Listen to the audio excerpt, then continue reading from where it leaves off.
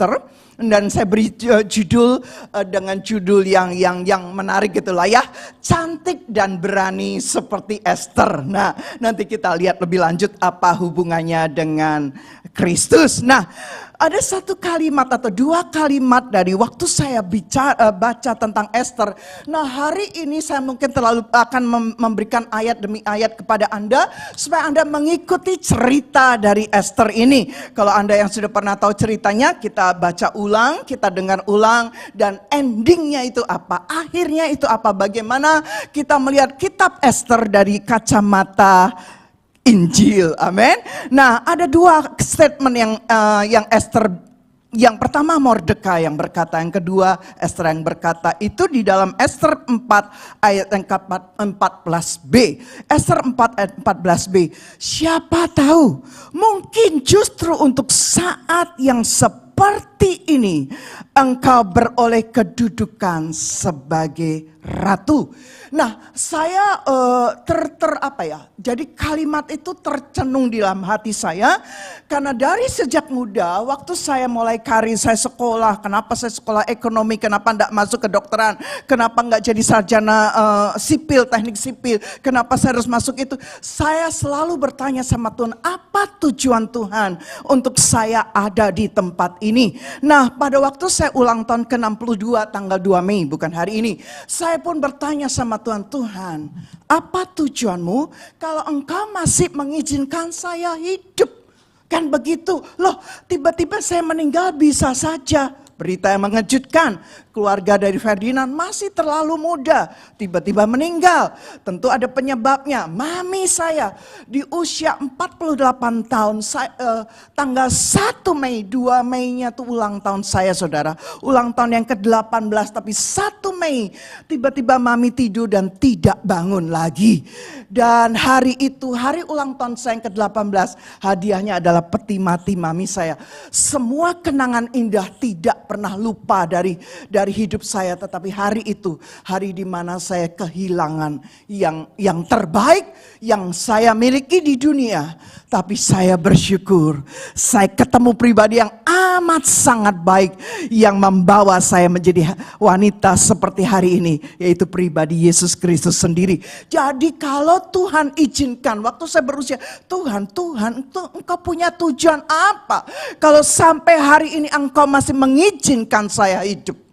Kedua, kalau hari ini Tuhan mengizinkan saya menjadi seorang ibu gembala, apa tujuanmu? Bukan hanya seorang ibu gembala yang tidak melayani, ibu gembala yang berkhotbah. Dan apa tujuanmu kalau engkau memberikan aku menjadi ibu gembala yang melayani, yang menyampaikan firman? Bahkan saya sekarang rindu boleh bisa mengajar dengan lebih indah lagi. Saya terus sekolah, saya terus belajar. Haleluya, kenapa di usia kepala 6 baru semangat belajar? Bukan dulu gak semangat, dulu semangat kerja mulu. Nah, menjelang mendekati kepala 6, Tuhan membawa saya untuk lebih banyak belajar tentang kebenaran firman Tuhan. Nah, pagi hari ini coba kalimat itu Anda terapkan. Kalau hari ini engkau masih diizinkan Tuhan hidup, apa rencana Tuhan untuk hidup Anda? Suatu hari ada anak rohani yang cerita bagaimana dia ini dari satu promosi terus promosi dan dipromosikan. Dan dia cerita ke saya dan saya langsung bertanya, apakah Anda tahu apa tujuan Tuhan dalam hidup Anda? Kenapa Tuhan terus mempromosi hidupmu? Dengan kata lain, kok dia dipromosi? Tentu secara salary adalah lebih banyak dan lebih banyak. Dan anak ini saya bersyukur, dia jawab, aku tahu Tuhan, tante, apa tujuan Tuhan memberkati aku demi terus. Nah, semua tujuannya tentunya bukan hanya untuk kepentingan jasmani duniawi, tapi semua tujuan itu adalah untuk kemuliaan nama Tuhan. Nah, Anda diberkati dalam segala hal. bicara berkat bukan hanya keuangan. Yes, materi itu berkat. Tapi bukan hanya itu. Kalau Anda punya keluarga yang bahagia itu sudah berkat. Anda punya anak-anak yang takut akan Tuhan itu berkat yang besar. Yang Anda tidak bisa beli. Hari ini kami dipercaya Tuhan menggembalakan jemaat. Itu bagi kami berkat yang besar. Apalagi kalau kami melihat anak-anak rohani kami bertumbuh ke arah Kristus. Itu berkat yang kami tidak bisa beli dengan uang. Yang setuju katakan amin. Amin, haleluya. Nah, daripada nanti kedua, ada satu kalimat Esther yang bagus sekali, yang dia berkata gini, kemudian aku akan masuk menghadap raja, sungguh pun berlawanan dengan undang-undang, kalau terpaksa aku mati, biarlah aku mati. Wah, ini benar-benar statement yang berani dari Esther. Ini seorang wanita. Bagaimana Anda juga lihat wanita ini, Esther ini dari sejak muda sudah tidak punya papa mama sejak kecil, sehingga dia harus diasuh oleh cousinnya, anak dari saudara ayahnya ya, berarti cousinnya. Tapi cousinnya mungkin lebih tua, lebih dewasa umurnya, sehingga cousinnya Mordekai yang mengasuh Esther atau Hadasa ini. Nah, ini statementnya Esther yang wow. Kalau aku harus mati, aku pun akan mati. Amin. Haleluya. Life is Christ. Hidup itu adalah Kristus. Mati sebuah keuntungan. Siapa yang setuju? Tepuk tangan bagi Allah kita. Oh, enggak berani ya, enggak berani mati. Tapi saya percaya kalau Tuhan izinkan. Jadi saya bilang, mami meninggal 48, papi 58. Aduh, tapi saya tahu waktu mami meninggal, papi itu benar-benar kayak layangan putus. Walaupun Tuhan izinkan papi saya menikah lagi, karena saat itu papi saya sudah jadi gembala. Itu sebabnya saudara, doakan kami terus ya tiap hari, jangan lupa.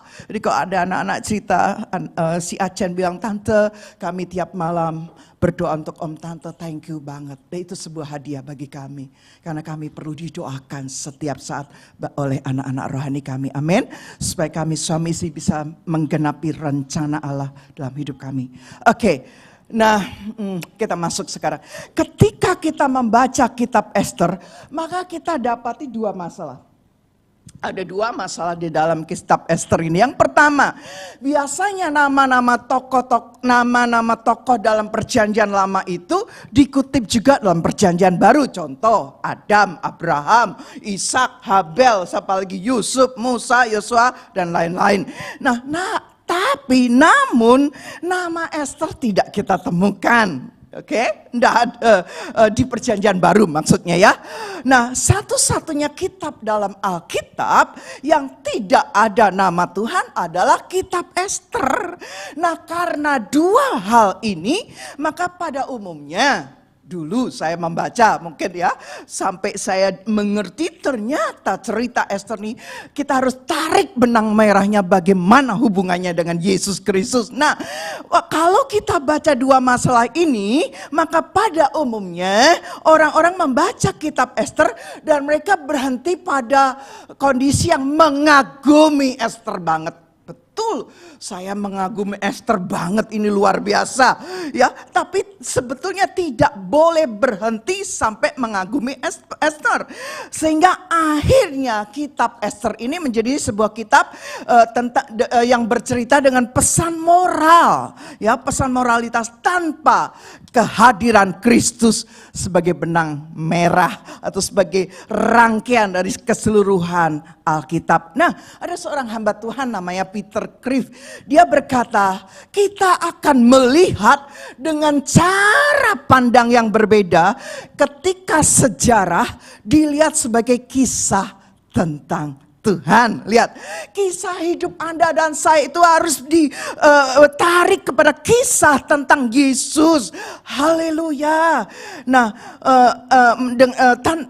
pesan moral tadi, Hamba Tuhan Peter Carr berkata, kita akan melihat dengan cara pandang yang berbeda ketika sejarah dilihat sebagai kisah tentang Tuhan. Jadi kisah Ester bukan sekedar kisah moralitas tentang beberapa orang Yahudi, bukan hanya Ester ya, ada Mordekai ya. Sehingga kisah beberapa orang Yahudi yang setia membela Tuhan dan umatnya di tengah negeri yang tidak mengenal Tuhan. Tetapi lebih indah lagi, kisah ini adalah kisah tentang keinginan Tuhan menyatakan kemuliaannya dan menjadikan putranya Yesus Kristus lebih indah dalam kehidupan orang-orang buangan yang terasing. Kira-kira seperti Anda dan saya, kita orang-orang buangan yang terbuang di negeri di negeri Australia, di benua Australia, di kota Sydney ya. Kita orang-orang yang terbuang ini ya, terasing dan lemah dari kesetiaan perjanjian seperti Anda dan saya. Nah, oke, yuk sekarang kita masuk dalam poin-poinnya. Lagi sekali, maafkan, saya ajak Anda mengikuti alur cerita dari kitab Ester, berharap bisa selesai. Dan kalau Tuhan izinkan, karena saya harus belajar lagi sungguh-sungguh, saya akan membuat pengajaran seri dari kitab Ester, bagaimana kita melihat dari kacamata Injil. Nah, yang pertama Ester pasal 1 ayat 1 sampai 22 itu kalau Anda baca di Alkitab, perikopnya itu judulnya Ratu Wasti dibuang. Kok kata dibuang kok kurang enak, jadi saya Ratu Wasti turun tahta. Kok bisa turun tahta, Bu? Wasti ini adalah istri dari Ahasiveros. Siapa Ahasiveros? Raja yang terkenal, Raja Persia dan Media yang terkenal yang merajai 127 daerah mulai dari India sampai Ethiopia. Nah, pada zaman itu Ahasiveros berkuasa dan dikatakan ayat 3 pada tahun yang ketiga dalam pemerintahannya, baru tahun ketiga loh. Aduh, saya bilang mending kita sudah 25 tahun, tahun ini tahun yang ke-26. Jadi gembala ini baru 3 tahun loh saudara. Saya tidak bakal ngikuti seperti Ahasiveros. Tapi saya mau lihat dalam tahun ketiga pemerintahnya dia ngadain pesta apa? Dia memamerkan kekayaannya. Kekayaannya dikatakan dia memamerkan kekayaannya, kejayaannya, kemuliaannya itu 180 hari. Dengan kata lain 6 bulan pamer. Ya, pameran kekayaan, kejayaan dari kerajaan yang dia pimpin. Nah, setelah selesai 6 bulan dia adakan lagi 7 hari. Nah, ini 7 hari ini untuk orang-orang dekatnya, rakyatnya yang ada di Benteng Susan. Sehingga wow, itu kalau dia pesta, raja pesta tuh wine. Wow, wine. Dan wine-nya berlimpah dan dikatakan ayat yang ke-7, minuman dihidangkan dalam piala emas, kemudian mereka boleh minum sebagaimana layaknya, mau minum sepuasnya. Kasarnya pada umumnya mereka minum berlimpah dan mabuk. Kok saya tiba-tiba ingat, kalau ada bapak-bapak di sini, pria-pria, saya tidak hanya bicara bapak, pria, yang kalau senang banget minum wine. Kalau udah minum wine tuh senang sampai mabuk gitu loh. Dia bilang enak loh Bu, enak loh tante kalau mabuk itu bisa nge-fly, bisa ketawa-ketawa sendiri. Nah itu hati-hati saudara.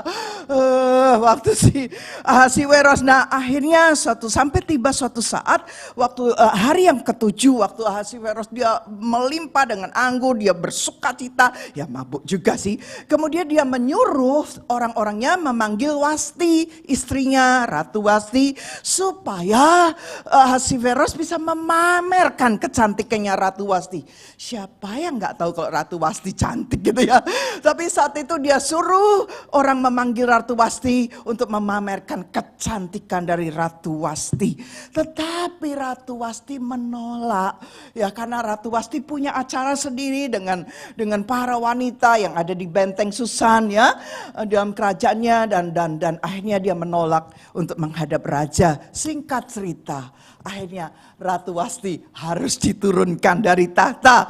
Ya, Ahasiveros marah waktu Ratu Wasti tidak mau datang, dan singkat cerita dia sudah bertanya kepada para pejabat penasihat kerajaan dan mereka menyarankan untuk membuang atau menurunkan Ratu Wasti dan mengganti dengan wanita yang lain. Nah, kita masuk Ester 2. Dalam Ester 2 perikopnya Ester diangkat menjadi ratu. Ester naik tahta. Ratu Wasti diturunkan, naiklah Ratu Ester, naiklah Ester. Tetapi sebelum menjadi ratu ini ada seleksi.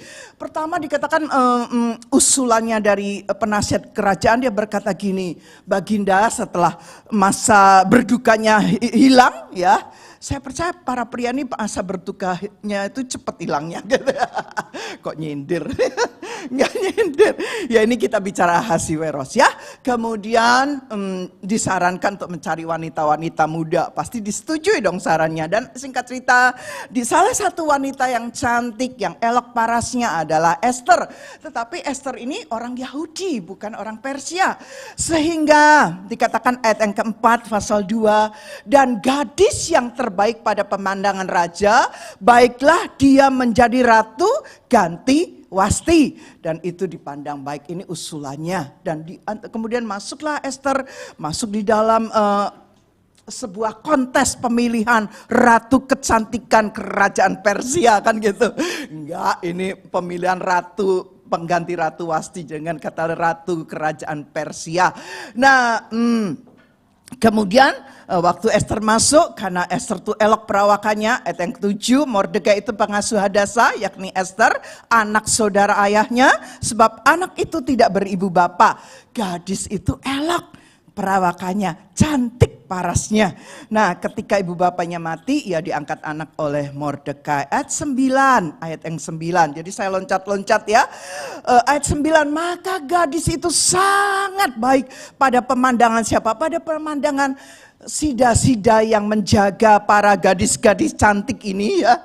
Pada pemandangan Hegai, penjaga para perempuan yang diseleksi tadi, dikumpulkan di benteng Susan, maka Ester tuh mendapatkan favor dari Hegai, dari sida-sida penjaga para perempuan, para gadis yang cantik-cantik itu, dan sangat baik pada pemandangannya dan menimbulkan kasih sayang ya. Sehingga saya waktu masih muda, bahkan sampai hari ini, saya percaya Ester itu cantiknya itu inside out. Dalamnya cantik secara karakter, penampilannya juga cantik gitu ya. Aduh, senang lihatnya ya.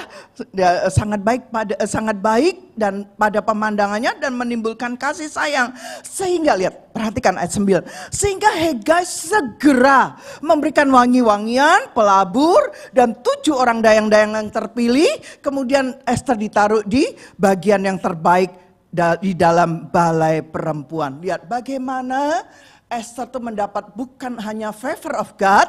Makanya di sini kan di dalam Ester tidak ada kata Tuhan, tidak ada nama Tuhan. Tapi dia mendapatkan favor of man, favor dari Hegai, sida-sida raja, dan benar-benar dia mendapatkan favor dari manusia. Nah, dan dia di situ Ester dan semua gadis cantik itu 12 bulan. 1 tahun, 6 bulan dilulur, 6 bulan lagi dikasih wangi-wangian. Ya. Singkat cerita, setelah 1 tahun, maka setiap wanita ini malam akan masuk bertemu dengan Ahasiweros, dan paginya dia akan keluar. Kalau paginya keluar dan kalau raja tidak memilih, maka para wanita itu masuk di dalam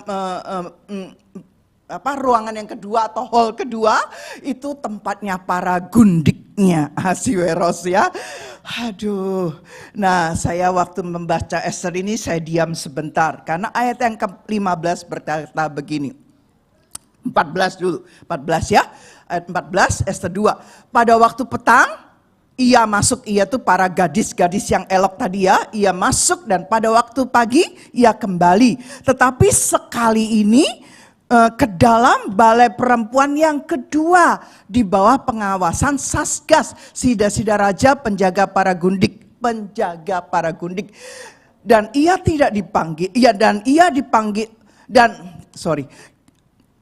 tidak diperkenankan masuk lagi menghadap raja, kecuali jika raja berkenan kepadanya dan ia dipanggil dengan disebutkan namanya. Ayat 15. Jadi zaman itu sudah ada Kalau saya mau ngomong jujur, sudah ada hubungan seks before marriage. Jangan ditiru.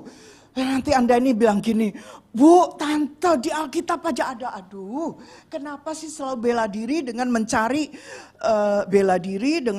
hal-hal yang di Alkitab tuh ada. Ini saya mau bilang, ya saya harus ngakui ternyata karena para wanita ini yang tidak terpilih menjadi ratu, dia masuk menjadi gundik.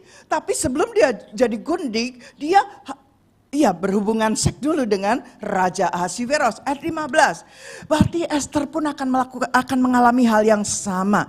Kalau Anda memposisikan keadaan Anda jadi Esther, saya percaya Esther itu berat pada saat itu. Dia tahu kebenaran bahwa dia dari kecil dia dididik untuk hidup kudus, hidup suci, punya karakter yang indah. Tapi dalam kenyataan waktu dia dipilih menjadi salah satu wanita yang gak cantik, maka dia harus mengalami hal ini. Ayat 15, ketika Esther anak Abihail, yakni saudara ayah Mordekai yang mengangkat Esther sebagai anak, mendapat giliran untuk masuk menghadap raja, maka Esther tidak menghendaki sesuatu apapun selain daripada yang dianjurkan oleh Hegai, sida-sida raja, penjaga para perempuan. Maka Esther menimbulkan kasih sayang pada semua orang yang melihat dia. Dengan kata lain, Esther ini enggak matre. Karena sebelum gadis-gadis ini masuk untuk ketemu raja, gadis-gadis ini boleh memilih apa saja yang dia mau. Tentu apa saja itu barang-barang mewah yang ada di kerajaan. Bahkan sudah disiapkan barang-barang mewah dari emas, perak, apalagi berlian. Nanti waduh Bu, aku mau dah yang penting jadi gundik. Tolak dalam nama Yesus. Jadi para wanita yang berkata, aku mau dah menikah sama om-om yang penting om-omnya kaya. Tolak dalam nama Yesus. Anda tidak ditentukan jadi wanita penggoda pelakor, penggoda laki-laki orang. Anda ditentukan jadi wanita Allah yang diurapi Tuhan. Nah, singkat cerita, ya nanti karena mau matreknya jadi wanita. Saya bersyukur di sini nggak ada ya, dan saya berharap tidak ada. Tapi di Indonesia banyak, sehingga banyak istilah-istilah. Saya nanya, ini apa sih maksudnya istilah ini? Oh gitu ya. Dan banyak bapak-bapak yang punya duit jatuh sama pelakor gitu ya. Jadi saya tanya, pelakor tuh apa? Toh saya nggak ngerti. Pengganggu laki-laki orang. Ada aja.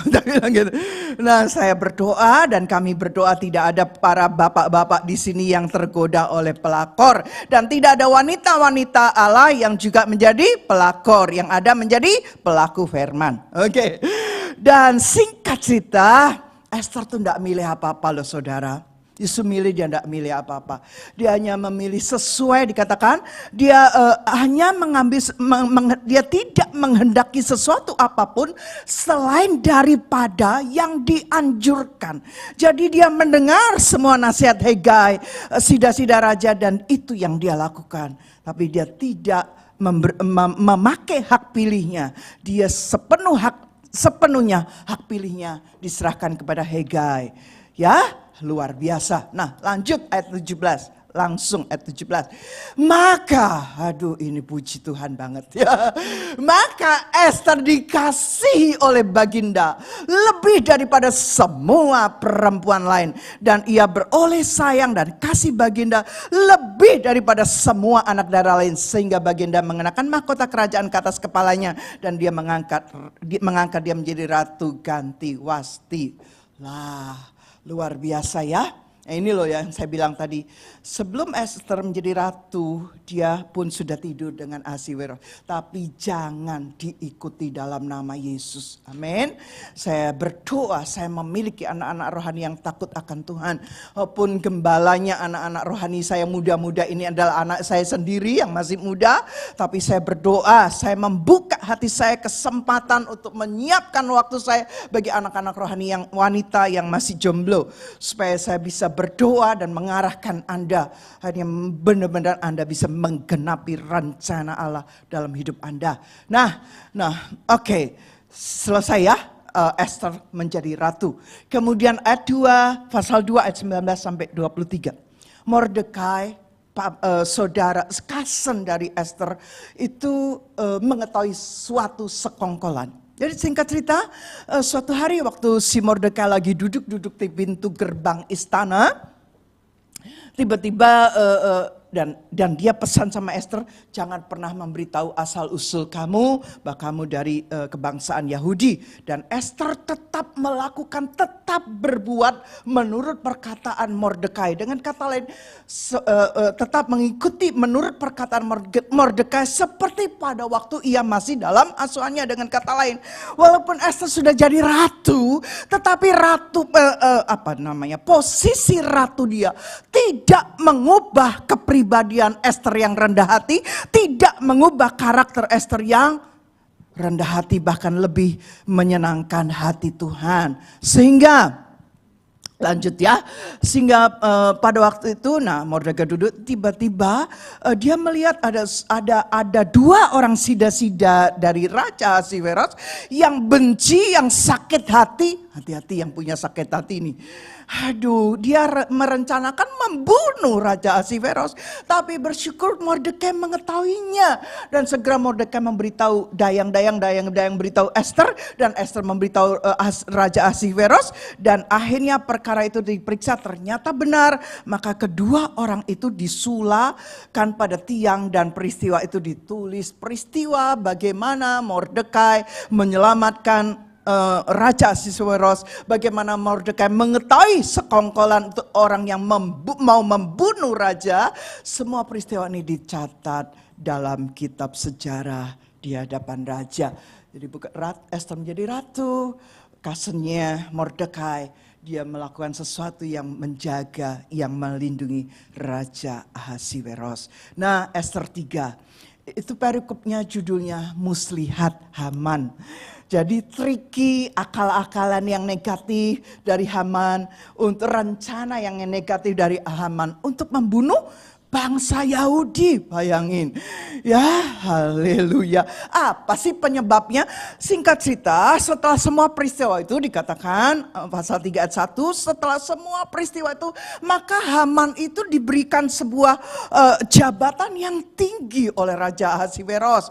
Dan kalau Anda beli Haman ini, ada Haman bin Hamedata, orang Agag. Nah, kalau Anda ingat siapa orang Agag, itu adalah orang Amalek yang harusnya ditumpas habis bangsa Amalek oleh siapa waktu itu raja Israelnya, tapi nggak ditumpas habis. Nah, keturunannya masih ada, salah satunya adalah Haman. Dia waktu dikaruniai kebesaran, waduh, itu jalan gak nginjek lantai, saudara. Sehingga dia bilang gini, dia semua orang kalau dia datang itu semua orang tuh harus sujud, berlutut dan menyembah kepada Haman. Nah, satu-satunya orang yang tidak sujud menyembah Haman adalah Mordekai. Karena Mordekai tahu dia tidak boleh sujud menyembah manusia, dia hanya sujud menyembah kepada Allahnya. Nah, hanya karena tidak dihormati, maka Haman marah besar. Tapi Haman bilang gini, kalau aku cuma membunuh dia, waduh, percuma. Cuma bunuh Mordekai yang tidak menghormati dia. Jadi dia berencana membunuh satu bangsa. Bayangin, satu orang berakibat kepada satu bangsa mau dibunuh. Hal itu hanya karena sombong dan minta dihormati.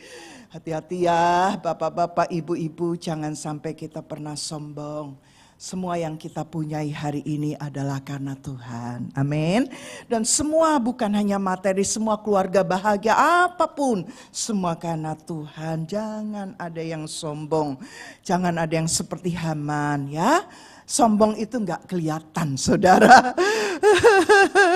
Yang tahu hanya Tuhan, Anda, dan iblis. Nah, singkat cerita akhirnya Haman bisa approach Raja Ahasveros karena dia diberi kekuasaan juga. Akhirnya singkat cerita dia diberikan cincin meterai dan dia mengeluarkan sebuah undang-undang untuk semua bangsa Yahudi di 127 daerah yang dikuasai oleh Ahasveros untuk dibunuh.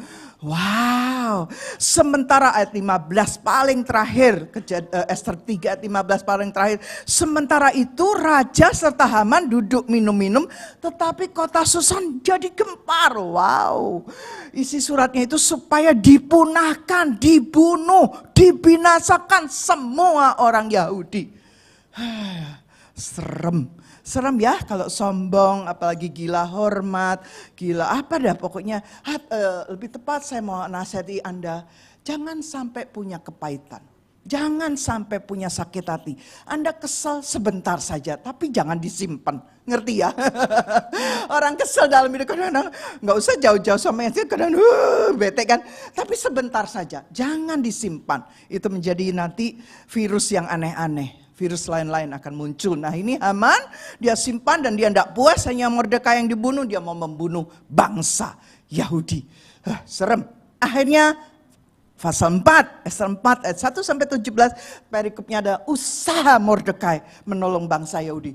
Gimana caranya? Wah, dia pakai kain kabung nih. Ya, dia taruh abu, dia nangis melolong-lolong di sepanjang sampai dia ke depan pintu gerbang istana. Dia menangis melolong-lolong kan gitu dengan nyaring. Wah, dengan cara dia Mordekai sampai akhirnya dayang-dayang Ester lapor, itu saudaramu Kasenu ada apa itu ya? Dan akhirnya Ester bilang, oh ya ada apa dia? Nah, singkat cerita, akhirnya Mordekai cerita kepada dayang-dayang. Gak bisa langsung ketemu Ester ya. Cerita kepada dayang-dayang, Ester akan memberikan salinan surat undang-undang supaya Ester membaca. Itu sebabnya yang ayat 11. Ayat 11 berkata gini, semua pegawai raja serta penduduk ini kata Mordekai ya. Akan tetapi Ester menyuruh Hattah itu dayang-dayangnya memberitahukan kepada Mordekai seperti ini kalimatnya Ester. Setelah Ester tahu ceritanya, Ester membaca surat dari yang ditulis oleh Raja Ahasveros dengan cincin meterainya, tanda tangannya yang gak bisa dirubah. Maka Ester menjawab begini, semua pegawai raja serta penduduk daerah-daerah kerajaan mengetahui bahwa bagi setiap laki-laki atau perempuan yang mau menghadap raja di pelataran dalam dengan tidak dipanggil hanya berlaku satu undang-undang, yaitu hukuman mati.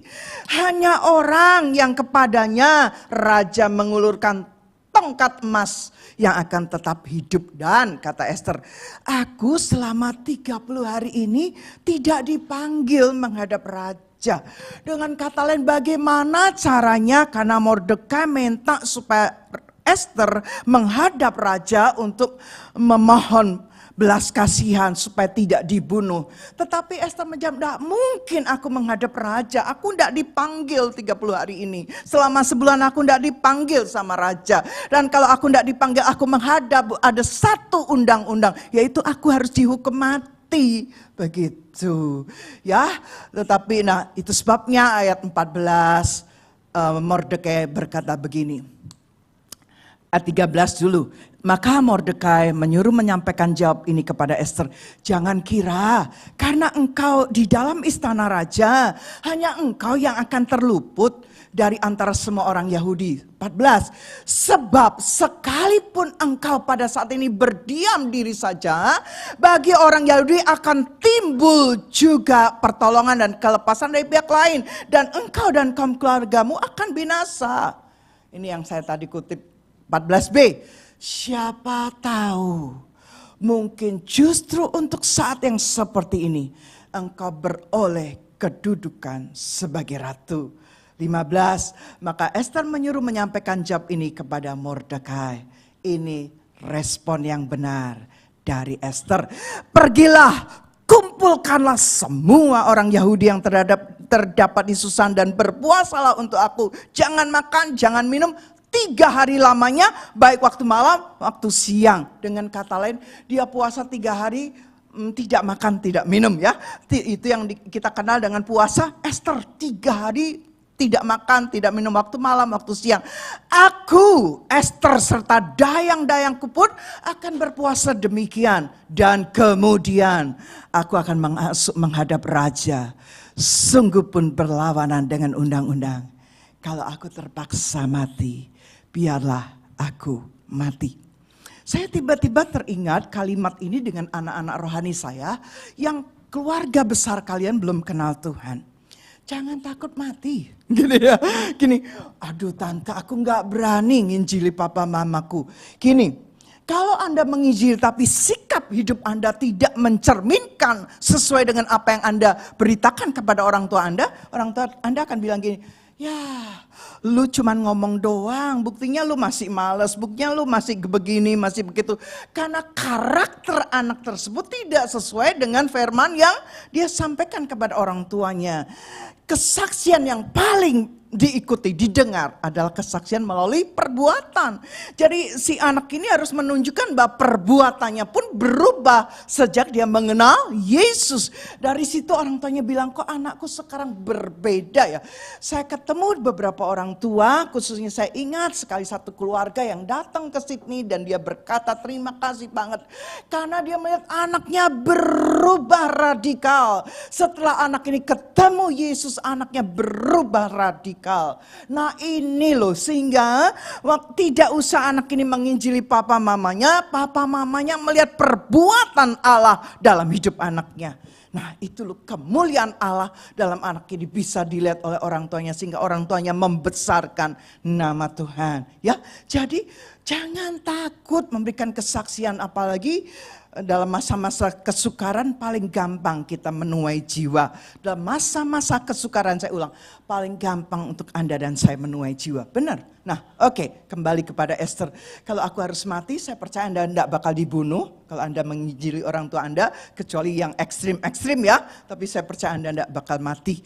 Kalau toh diizinkan mati, benar-benar itu yang katanya mati adalah sebuah keuntungan. Nah, tapi ada hamba-hamba Tuhan yang benar-benar luar biasa. Wanita ya, Ibu Debbie Basir, kesaksiannya luar biasa. Dia mau dibunuh dan dia lari dan dia sembunyi dan sebagainya. Dan akhirnya dia benar-benar lihat rencana Allah bagi wanita ini besar. Dan dia harus bayar harga juga. Apa yang harus dia bayar juga besar. Nah, kembali kepada Esther, pasal 5, 1-8, bagaimana Esther menghadap raja. Singkat cerita, hari yang ketiga, tadi udah ya, puasa 3 hari 3 malam. Hari yang ketiga, maka Esther muncul di depan, di halaman istana.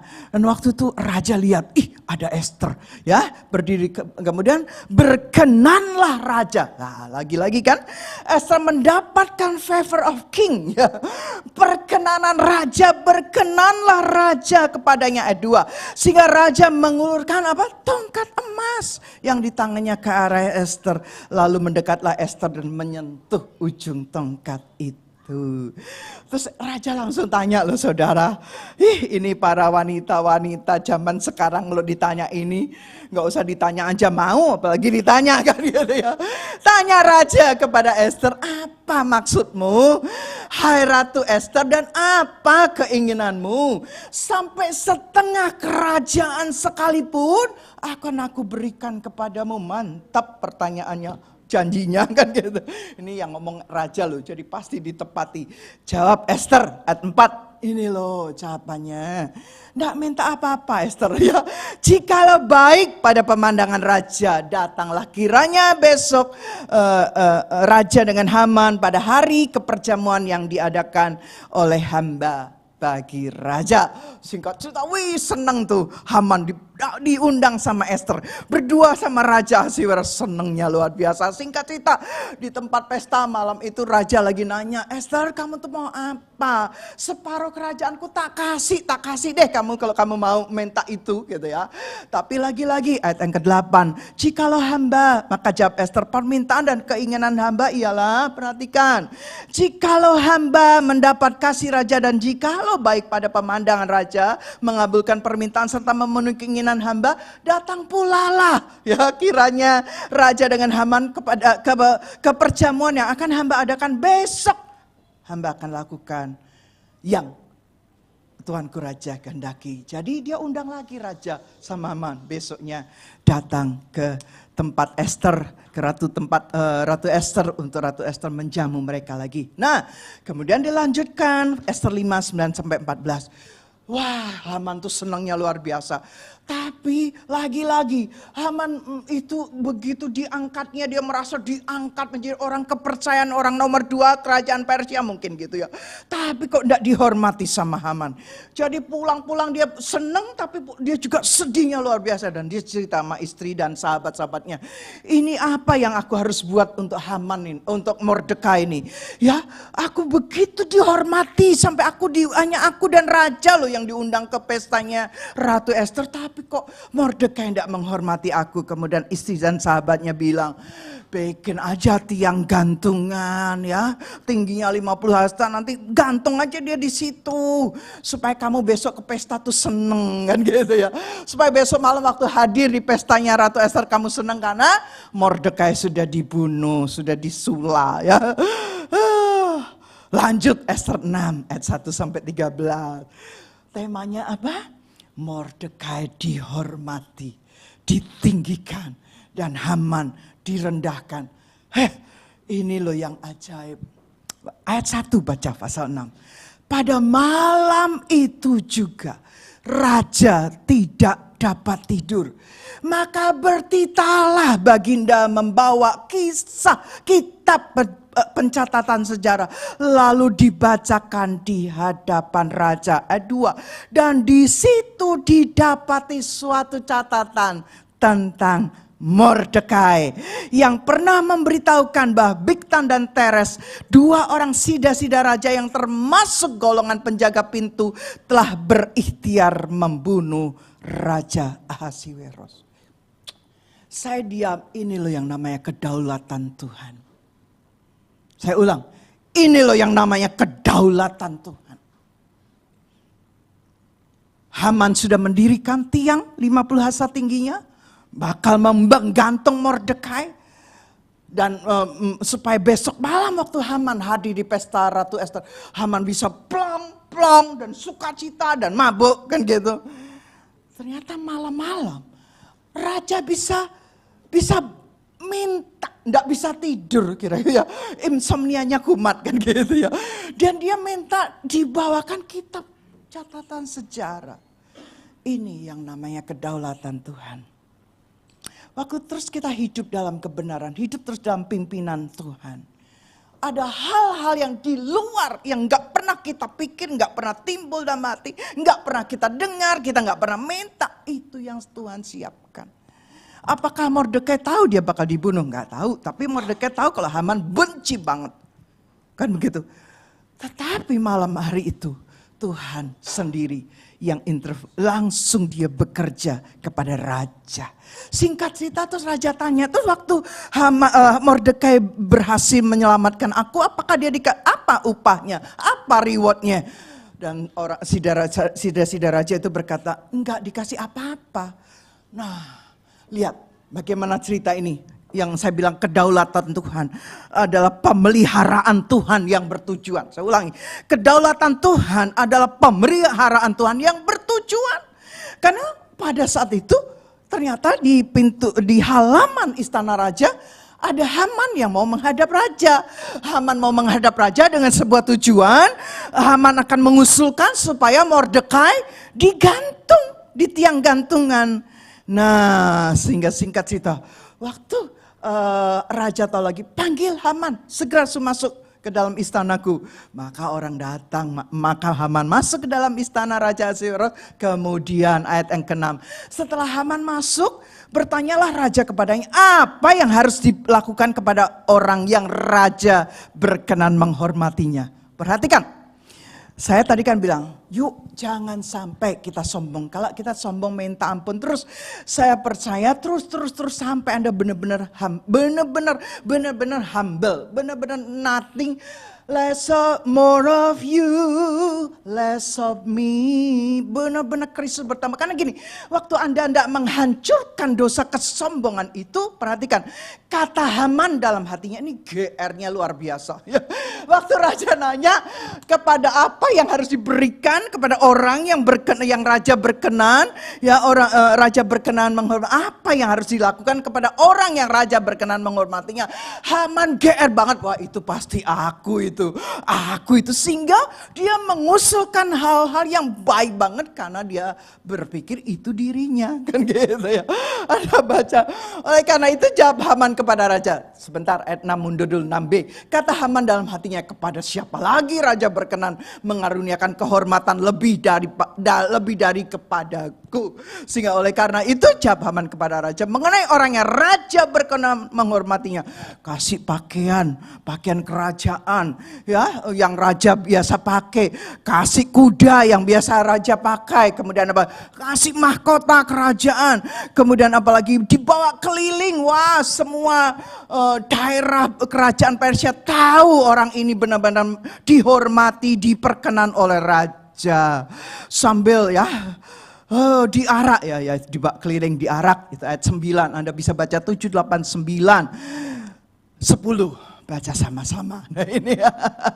Aduh, GR-nya maka toh jangan sombong orang sombong tuh mudah GR gitu. Terus saya dibantah lagi, Bu, dia nggak sombong Bu, dia minder Bu. Nah minder itu sama sombongnya saudara. ya ayat 10 ya, maka titah raja kepada Haman. Tadi kan Haman sudah usul yang semua pakaian raja, kuda raja, mahkota raja, semua yang bagus-bagus karena dia pikir itu dia.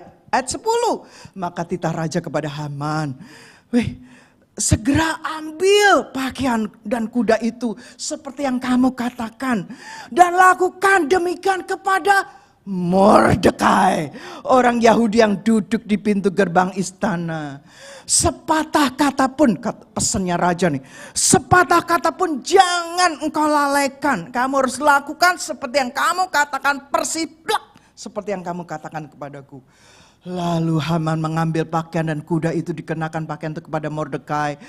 Kemudian diarak Mordekai melalui lapangan kota itu, sedang Haman menyerukan di depannya, beginilah dilakukan kepada orang yang raja berkenan menghormatinya.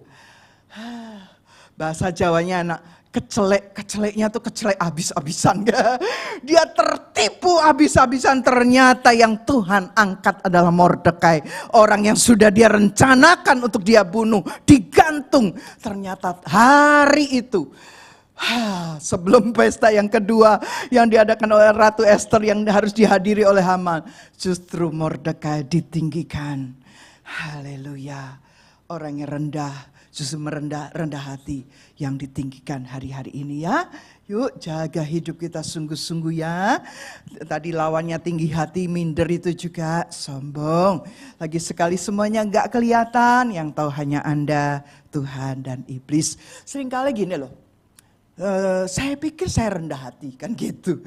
Tapi ujian yang membuktikan bahwa saya benar rendah hati atau saya sombong.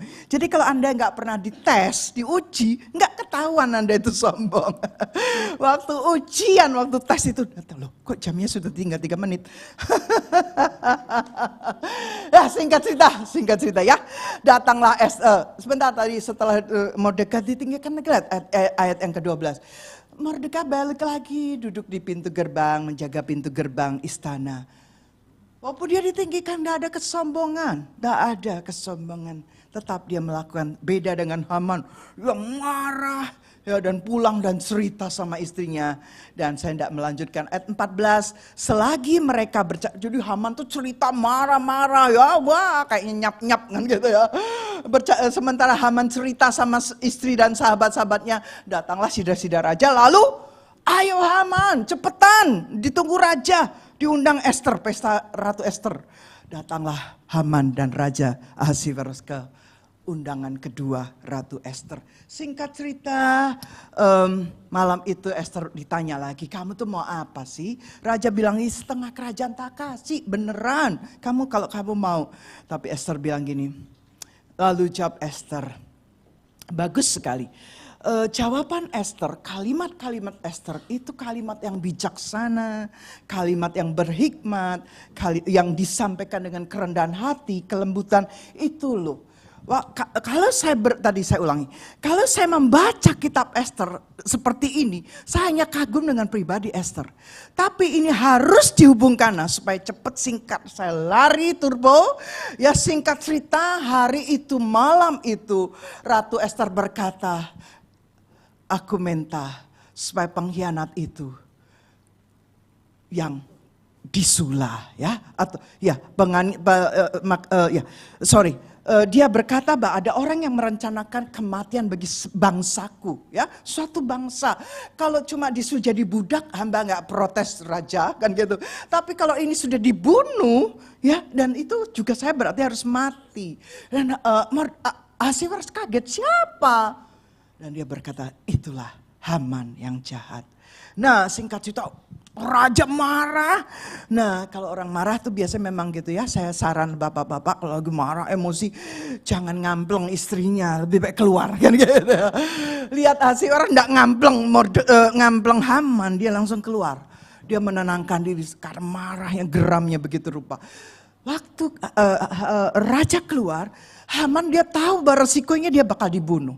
Sehingga Haman dia berlutut di kaki Ratu Ester dan dia minta permohonan supaya membatalkan rencana keputusan raja karena dia tahu dia pasti bakal dibunuh. Dia memohon. Nah, zaman itu ada sebuah aturan undang-undang bahwa tidak boleh seorang pria dan wanita di dalam satu ruangan, apalagi berdekatan, apalagi sampai sujud menyembah. Sementara semua undang-undang yang Haman ketahui, peraturan Haman ketahui itu dilanggar demi supaya Haman hidup selamat.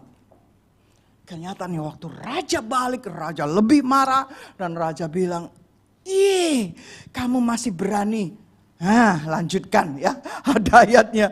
"Masih jugakah engkau hendak menggagai sang ratu di dalam istanaku sendiri?" Nah, singkat cerita, Haman dibunuh, bahkan Haman digantung di tiang gantungan yang sudah dia buat sendiri. Haleluya. Sehingga kita bagaimana usaha akhirnya tidak berhenti sampai di situ. Sampai Ratu Ester memohon kepada raja supaya bukan hanya dia. Pertama, waktu setelah Haman disulah, akhirnya Mordekai yang diangkat. Bahkan dikatakan Mordekai mendapat jabatan orang kedua yang menjabat di dalam kerajaan Persia. Benar-benar menjadi wakil dari Ahasiveros. Sehingga cincin meterai yang tadinya diberikan Haman, Ahasiveros memberikan kepada Mordekai. Lewat cincin meterai, semuanya Mordekai pakai untuk menyelamatkan bangsa Yahudi. Singkat cerita, bangsa Yahudi dilepaskan dari rencana pembunuhan. Saya masuk yang terakhir. Bagaimana waktu kita melihat ini, semua sejarah cerita ini dari cara pandang Kristus ya, cara pandang firman Tuhan, bagaimana benang merahnya dengan pribadi Yesus Kristus. Nah, ayat 10 dan pasal 10 ayat 1 sampai 3 itu kebesaran Mordekai ya, sudah tidak usah dibaca, nanti Anda baca di rumah. Nah, melalui satu orang, yaitu Ester, Ratu Ester, seluruh orang Yahudi mengalami kelepasan dari ancaman pembunuhan dan kematian massal. Melalui satu pribadi, yakni Yesus Kristus, semua manusia berdosa, termasuk Anda dan saya, diselamatkan dari kematian kekal. Yesus memberikan nyawanya. Ingat ya, Yesus memberikan nyawanya untuk menyelamatkan Anda dan saya. Roma 8, 33 sampai 34. Siapakah yang akan menggugat orang-orang pilihan Allah? Allah yang membenarkan mereka. Siapakah yang akan menghukum mereka? Kristus Yesus yang telah mati, bahkan lebih lagi yang telah bangkit, yang juga duduk di sebelah kanan Allah, yang malah menjadi pembela bagi kita. Hanya karena anugerah melalui karya keselamatan yang dikerjakan oleh Yesus, maka kita semua terhindar dari kematian kekal. Bagaimana kita tidak melimpah ucapan syukur? Dengar, kalau hari ini Anda dalam keadaan lembah, kalau besok-besok kita masuk dalam masa-masa kesukaran, karena hari-hari ini kita sedang hidup di hari-hari yang akhir, akan banyak masa kesukaran yang akan kita hadapi. Sehingga kalau hari ini Anda mendengar kisah Ester dan bagaimana hubungannya dengan Yesus Kristus, dia mati, dia memberikan nyawanya supaya Anda mendapatkan kehidupan kekal. Wow. Dan ini loh yang waktu Anda mengalami proses, waktu Anda harus dibentuk, suami istri harus dibentuk, saling membentuk. Nggak enak memang pembentukan.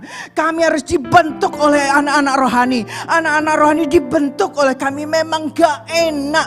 Tapi biarlah waktu kita dalam lembah kekelaman, kita tetap bisa mengucap syukur. Karena kita sudah dibeli. Haleluya. Karena kita sudah menerima karya keselamatan melalui kematian Yesus di kayu salib. Dan kita menikmati hidup yang kekal. Kisah Ester bukan sekedar rencana Haman membunuh bangsa Yahudi. Tetapi itu sesungguhnya usaha iblis.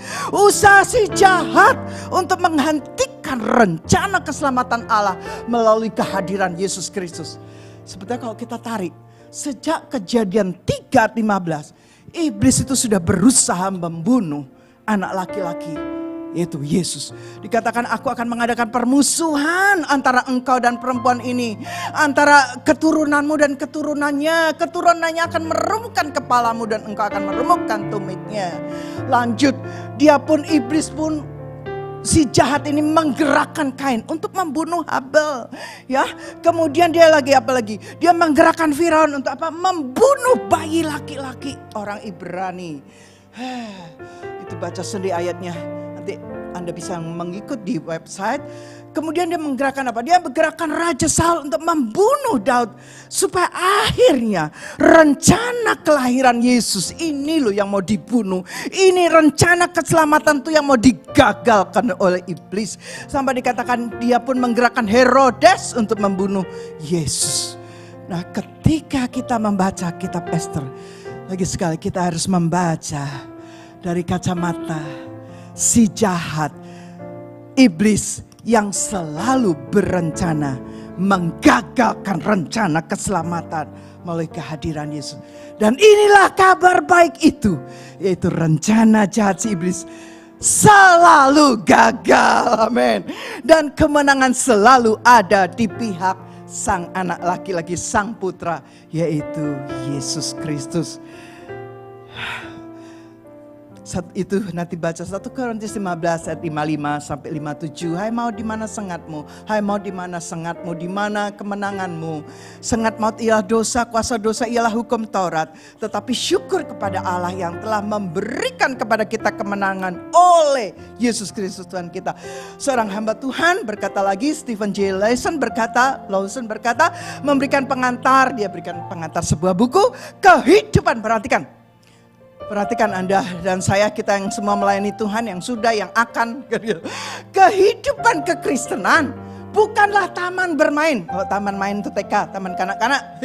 Sebaliknya adalah peperangan rohani. Semakin kita sungguh-sungguh mengikuti Yesus, semakin kita maju ke garis depan peperangan rohani tersebut. Sekarang kita bisa berkata tidak terhadap dosa, karena Kristus sudah menjamin kemenangan atas kuasa si jahat. Itu sebabnya kita hanya perlu bersandar di dalam iman pada kekuatan Yesus. Satu-satunya yang ku andalkan, kan gitu. Tuhan sumber kekuatan, pada kekuatan Tuhan setiap hari, dan memperlengkapi diri dengan dengan senjata, seluruh perlengkapan senjata rohani dari Allah. Itu Efesus 6 ayat 10-18. Dengar ya suami istri. Jadi seringkali Tuhan izinkan roh jahat menyerang hubungan rumah tangga Anda. Tapi pakailah perlengkapan senjata Allah. Di mana? Efesus 6, 10-18. Ratu Ester melepaskan bangsa Yahudi yang tersebar di 127 daerah kerajaan Persia dan Media. Bangsa Yahudi terhindar dari kematian massal karena Ester rela mati untuk membela bangsanya.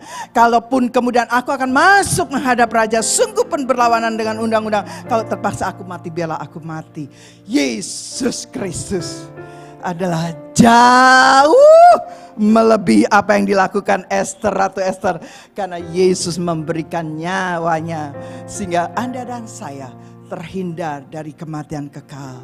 Yesus menyelamatkan umat Tuhan dari setiap bangsa, di setiap generasi. Saya tutup dengan Galatia 3, 26, 28. Sebagai hamba Tuhan wanita, ada beberapa denominasi gereja yang tidak menyetujui wanita berkhotbah.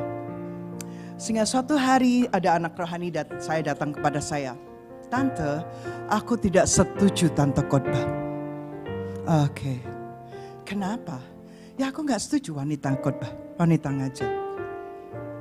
Apakah mungkin saat itu saya jawab dengan tersenyum, oh ya nggak apa-apa. Yang suruh saya khotbahkan gitu ya.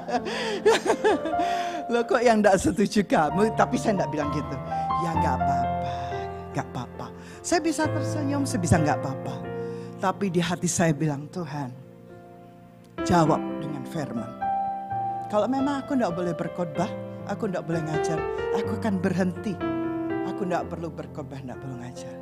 Tapi ayat ini Tuhan bicara lewat Galatia 3. Waktu saya mengikuti seminar, Cindy Jacob berbicara dan Cindy Jacob menyampaikan Galatia 3, 26-28. Itu yang cukup, hanya firman itu yang saya butuhkan.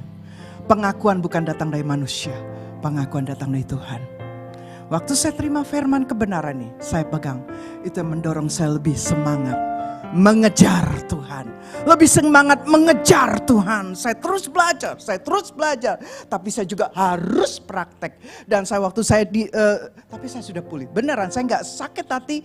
Karena bagi saya firman ini cukup menjawab. Galatia 3, 26-28. Sebab kamu semua adalah anak-anak Allah. Karena iman di dalam Yesus Kristus. Baca sama-sama yuk. 23, 27. Karena kamu semua yang dibaptis dalam Kristus telah mengenakan Kristus. 28. Dalam hal ini tidak ada orang Yahudi atau orang Yunani, tidak ada hamba atau orang merdeka, tidak ada laki-laki atau perempuan, karena kamu semua adalah satu di dalam Kristus Yesus.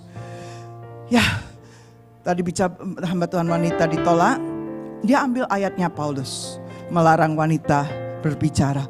Itu ada ceritanya saudara, kadang-kadang gak ngerti, sok tahu, sok menghakimi. Itu yang tahu sedikit dan paling mudah menghakimi. Yuk kita bangkit berdiri. Tapi akhir pesan saya adalah bangkit berdiri yuk. Ada yang jauh lebih baik dari Esther, yaitu pribadi Yesus Kristus. Dan pribadi Yesus Kristus ada di dalam Anda, amin. Lewat Roh Kudus ya, kita memiliki pribadi, kita memiliki DNA-nya Yesus. Kita memiliki pribadi lewat Roh Kudusnya yang ada di dalam hidup kita. Tuhan, hamba berdoa, terbatas waktu, terbatas menyampaikan kalimat, tapi Engkau tidak terbatas. Roh Kudus, Engkau tidak terbatas, lanjutkan suaramu pagi hari ini kepada setiap umatmu. Karena hanya kuasa firman yang sanggup menerobos, menerjang sampai kedalaman hati kami, sampai memisahkan tulang dan sumsum kami Tuhan. Haleluya. Dan saat ini persekutukan roti dengan tubuhmu, cawan anggur dengan darahmu. Waktu kami makan dan minum, terjadi mujizat Tuhan, terjadi perjumpaan dengan Engkau, terjadi pembalikan. Kalau hari ini kami masih berbuat dosa, kalau hari ini kami masih sombong, kami masih mempertahankan keakuan kami, bela lewat kuasa perjamuan kudus, hidup kami diubah dari dalam. Diubah dari dalam Tuhan, terpancar keluar. Terima kasih Tuhan, di dalam nama Yesus kami makan, minum, jadi berkat. Kalau kami berdosa, kami minta ampun, kami makan dan minum, dan kami mengalami pembaruan, mengalami pemulihan dalam nama Yesus. Anda silakan duduk dan silakan layani.